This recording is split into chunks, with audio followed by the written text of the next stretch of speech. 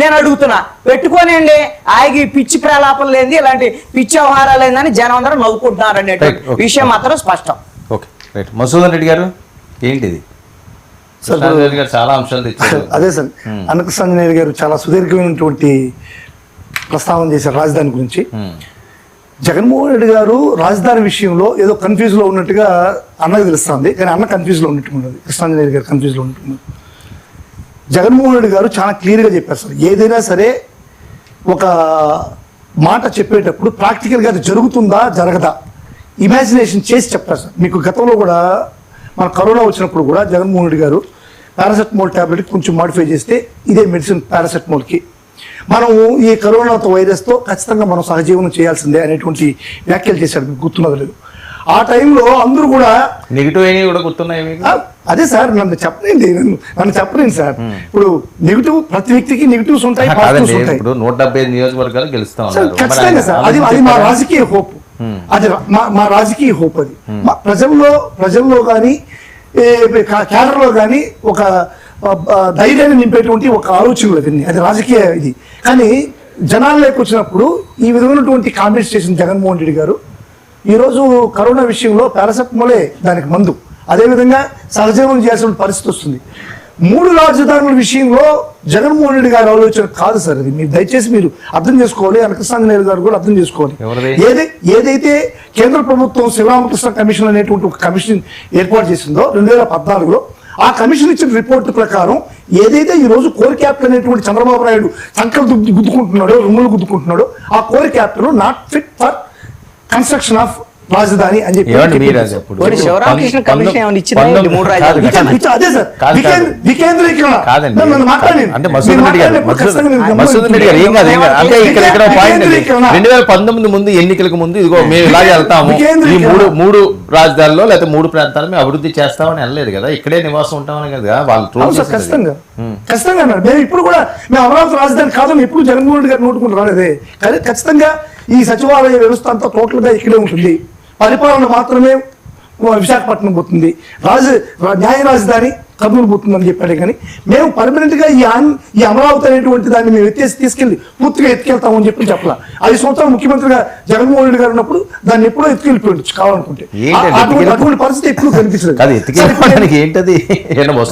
రాజధాని సార్ మార్చేయచ్చు, ఇప్పుడు రాజధాని మార్చడం పెద్ద సమస్య కాదు కదా, లేదు కదా.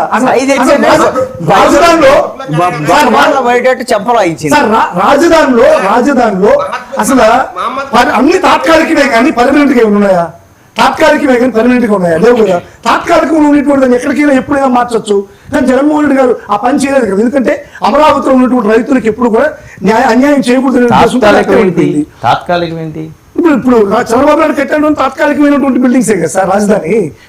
ఇప్పుడు పర్మనెంట్ రాజధాని మీరు ఎక్కడి నుంచి పాలించారు? తాత్కాలికమైన రాజధాని.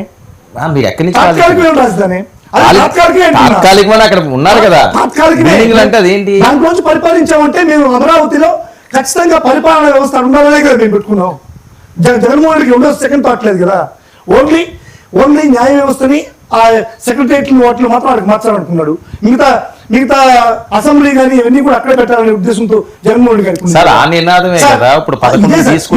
ఇప్పుడు కూడా సార్ ఏదైతే పాత విధానాలు చేశాడో దాన్ని మీరు నచ్చలేదు కాబట్టి జగన్మోహన్ రెడ్డి గారు ఒక స్టెప్ డౌన్ అయ్యి ప్లాన్ బి ఇచ్చాడు. అంటే మీరు నా మాట అంటే ప్రజలు అప్పులు పాలవరు, ప్రజలు మంచి జరుగుతుంది రాష్ట్రానికి అని చెప్పి ప్లాన్ బి ఇచ్చాడు. ప్లాన్ బి మీకు నచ్చకపోతే ఏదైనా నచ్చకపోతే చంద్రబాబు నాయుడు యాక్సెప్ట్ చేయట్లేదు కాబట్టి ఏదో పోరాటాలు చేస్తున్నాడు కాబట్టి ప్లాన్ బి అనేటువంటిది జగన్మోహన్ రెడ్డి గారు ఇవ్వడం జరిగింది.